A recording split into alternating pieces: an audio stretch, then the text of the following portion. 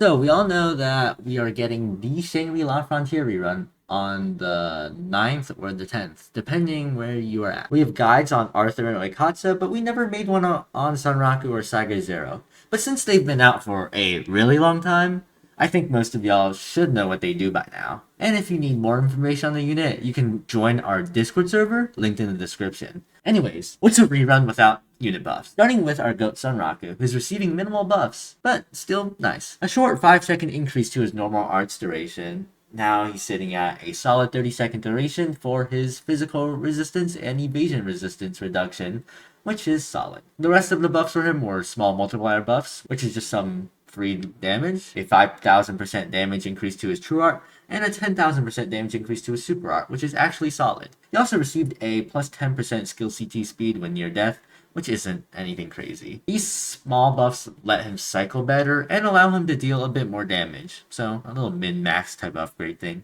Next up we have Saga Zero. She also received relatively small buffs, but it's still pretty cool. A 5-second duration increase to her normal art and true art, allowing her to cycle a bit more efficiently, and a 20,000% damage increase to her super art.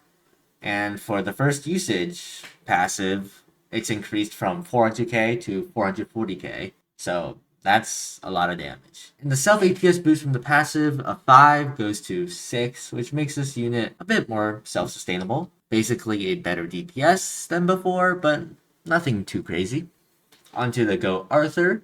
She received a 5-second duration buff on her normal art, now lasting 40 seconds, and on her true art she received a 5-second duration buff, now lasting 30 seconds, and her break power on her true art is now 5,000. Her super arts then received an actual good buff, with a 50% increase in her super arts break power, or damage, now at 200% or 350% respectively.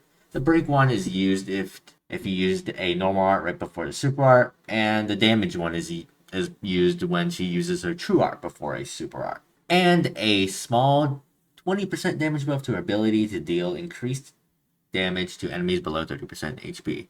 Overall, these buffs make her quite the breaker from before, while also increasing her self DPS even further. Lastly, we have Oikatsu. He received a relatively small buff, but a buff is still a buff. A 4,000% damage increase on his normal art is something, I guess, but it's nothing crazy. A 5,000% damage increase on his true art, and a 5-second increase on his self-accuracy boost and self-arts per second boost. He also reduces the enemy's damage res 20% more than before. His super arts now last 5 seconds longer in general for each effect he has on it, so each effect of it is increased by 5 seconds. And his passive scales off 3% of his own attack and defense, divided by 100. So that's quite the DPS increase. Honestly, these buffs aren't crazy, but they allow for better cycling and, well, a relatively nice self-DPS increase.